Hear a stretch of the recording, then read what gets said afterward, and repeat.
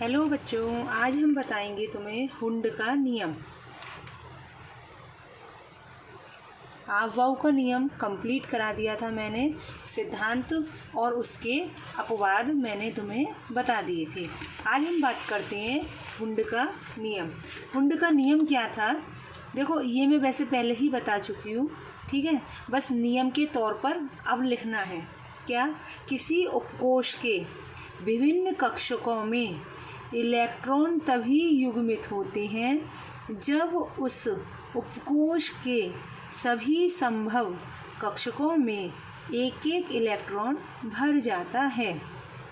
Electron जब युग्मित होते हैं तो युग्म के दोनों इलेक्ट्रॉन विपरीत चक्रण वाले होते हैं। अब तुम कहोगे क्या बोल दिया, हमें समझ नहीं आया। देखो, जैसे सभी को पता है S में 2 इलेक्ट्रॉन होते हैं, P में 6 इलेक्ट्रॉन मैक्सिमम, ठीक, D में 10 इलेक्ट्रॉन और F में 14 इलेक्ट्रॉन, मतलब इससे ज़्यादा इलेक्ट्रॉन नहीं होते। जैसे मैं कहूँ P के ऑर्बिटल कितने होते हैं? 3 में मैक्सिमम इलेक्ट्रॉन कितने आते हैं? 6। तो तुम लोगों को मैंने सिखाया है, पहले एक एक इलेक्ट्रॉन भरा जाएगा, फिर उसकी पेयरिंग होगी, ठीक।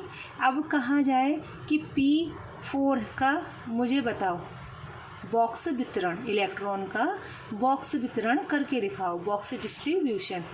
तो तुम कैसे करोगे? देखो, ये 1 2 3 4, ये क्या है?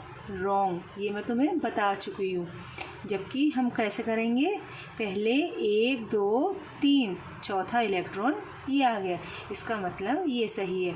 तो हुंड का नियम यही था कि उपकोष में जो होते हैं सारे, एक एक पहले इलेक्ट्रॉन चला जाए, तब उसके बाद उसमें पेयरिंग होती है।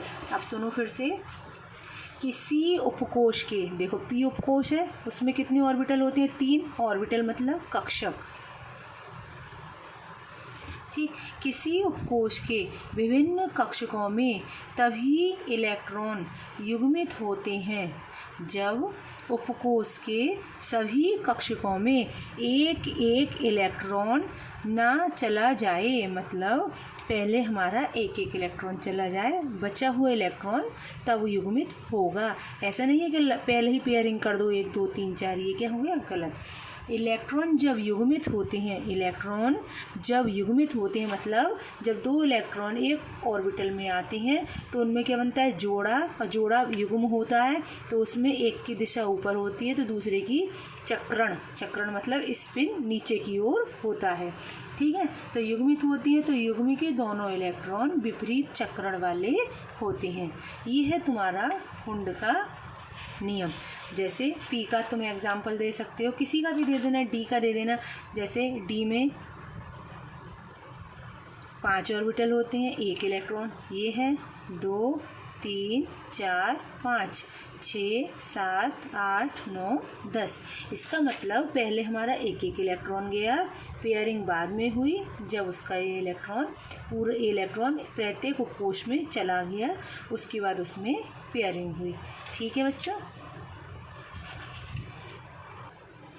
चाहे तुम याद के लिए, जैसे मैं तुम्हें एक्सप्लेन कर भी चुकी हूँ, तो लिख लेना 1 2 3 4 5, फिर 6 7 8 9 10, ठीक। ये हो गया हमारा हुंड का नियम। नेक्स्ट आता है हमारा पाउली के अपवर्जन का नियम।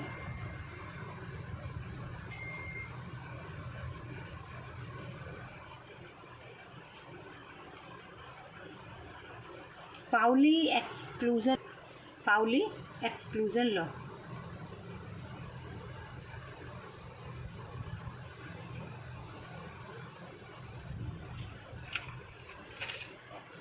अपवर्जन को बोलते हैं एक्सक्लूजन, ठीक। प्रिंसिपल भी बोल सकते हैं। इसका नियम समझने से पहले तुम्हें एक चीज़ सीखनी होगी, क्वांटम संख्या। क्वांटम संख्या बहुत बड़ी भी है और इम्पोर्टेंट भी है, तो उसे हम नेक्स्ट वीडियो में बताएंगे, एक्सप्लेन करेंगे। बस थोड़ी सी समझ लो। क्वांटम संख्या 4 होती हैं, जिन्हें हम N L M और S से शो करते हैं। क्वांटम संख्या कितनी होती हैं? 4 होती हैं, जिन्हें हम एन का मुख्य होता है मुख्य क्वांटम संख्या, एल दिगंशी क्वांटम संख्या, एम चुंबकीय क्वांटम संख्या, एस चक्रण क्वांटम संख्या। ठीक है, ज़्यादा इस पर अभी जोर मत डालना, मैं डाल रही। इसका जो पूरा है टॉपिक वो एक वीडियो में एक्सप्लेन कर दूँगी। ठीक है, तो क्वांटम संख्या कितनी प्रकार की होती है बच्चों? 4 में कौन कौन सी? N, L, M, S. ठीक, अब ये होती क्या है? एन क्या होता है, एल क्या होता है, एम क्या है, एस क्या है, मैं अभी बताऊंगी। ठीक, मुख्य इसे बोलेंगे मुख्य क्वांटम संख्या, इसे दिगंशी, इसे चुंबकीय और इसे चक्रण। ठीक, जैसे तुम लोग, ये है मुख्य। देखो तुम लोगों को मैंने बताया था इलेक्ट्रॉन होता है, इलेक्ट्रॉन कहाँ मिलता है? ऑर्बिटल में। ऑर्बिटल आपस में मिलकर क्या बनाते हैं? सब शेल, और सब शेल आपस में मिलकर क्या बनाते हैं? शेल। ये सभी को पता है। तो इसका मतलब देखो चक्रण जो है वो हमारे इलेक्ट्रॉन के बारे में बताता है, एम जो है ऑर्बिटल के बारे में, एल सब शेल के बारे में, और एन शेल के बारे में बताता है। खैर ये बात की बात है, हम बात करते हैं पाउली के अपवर्जन का नियम। इस पाउली ने बताया था, पाउली के नियम के अनुसार किन्हीं दो इलेक्ट्रॉनों के लिए, किन्हीं पर कोई भी परमाणु है उसके कोई 2 इलेक्ट्रॉन हैं, तो उनके लिए चारों क्वांटम संख्या का मान समान नहीं हो सकता। यदि परमाणु में 2 इलेक्ट्रॉन के लिए एन, एल, एम 3 के मान समान होंगे तो एस का मान अवश्य ही भिन्न होगा।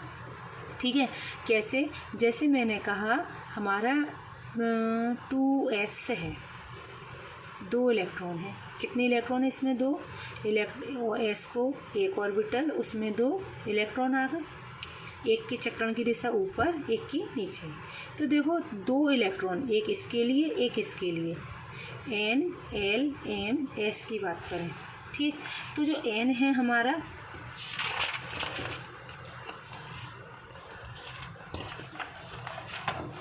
एन किसकी बात कर रहे हैं? 2s वाले की, एल, एम, एस। तो देखो जो आगे वाला होता है 2 वाला, ये एन होता है। तो देखो पहले इलेक्ट्रॉन के लिए भी 2 है, पहले इलेक्ट्रॉन के लिए, और दूसरे इलेक्ट्रॉन के लिए बताओ क्या है? इसके लिए भी 2s में, इसका मतलब इसका भी मान 2 होगा। एल जो होता है, एल होता है उपकोष, है ना, अभी बताया था मैंने। तो एल उपकोष मतलब यहाँ पर कौन है? एस, और एस का मान, एस जो होती है, एल का मान एस के लिए 0 होता है, एल का मान एस के लिए 0 होता है। तो देखो दोनों ही इलेक्ट्रॉन एस ऑर्बिटल में है, तो दोनों का मान क्या हो गया? 0। मतलब पहला मतलब ये वाला इलेक्ट्रॉन, दूसरा मतलब ये वाला इलेक्ट्रॉन। एम हो गई चुंबकीय क्वांटम संख्या, तो एल का मान 0, तो एम का भी मान 0। ठीक, अब आता है एस। एस क्या होती है? इलेक्ट्रॉन की चक्रण। चक्रण में देखो इसका चक्रण कहाँ है? ऊपर की ओर। तो ऊपर के लिए इसके लिए यूज़ करते हैं हाफ, आधा प्लस का। इसका मान कहाँ है? नीचे की ओर। तो इसके लिए यूज़ करेंगे माइनस का 1/2। तो देखो पाउली के अपवर्जन का नियम ये था कि किसी भी परमाणु की किन्हीं 2 इलेक्ट्रॉन की चारों क्वांटम संख्या का मान समान नहीं हो सकता। अगर 3 क्वांटम संख्या का मान समान है तो एक का अवश्य ही भिन्न होगा। ये था हमारा पाउली के अपवर्जन का नियम। ठीक, अब आता है हमारा पाउली के अपवर्जन के नियम के अनुप्रयोग। ठीक, एप्लीकेशन।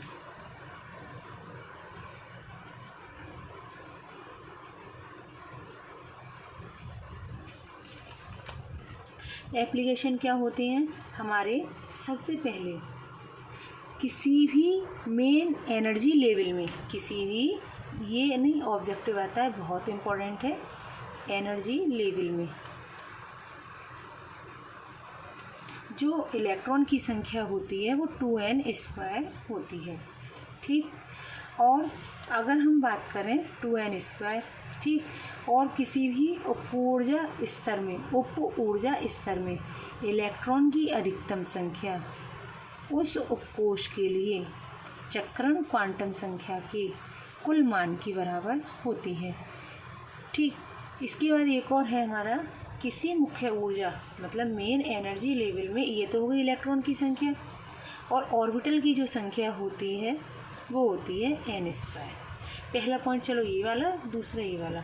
मेन एनर्जी लेवल में जो इलेक्ट्रॉन की संख्या होती है वो 2n स्क्वायर होती है, और मेन एनर्जी लेवल में जो ऑर्बिटल की संख्या होती है वो हमारी n स्क्वायर होती है।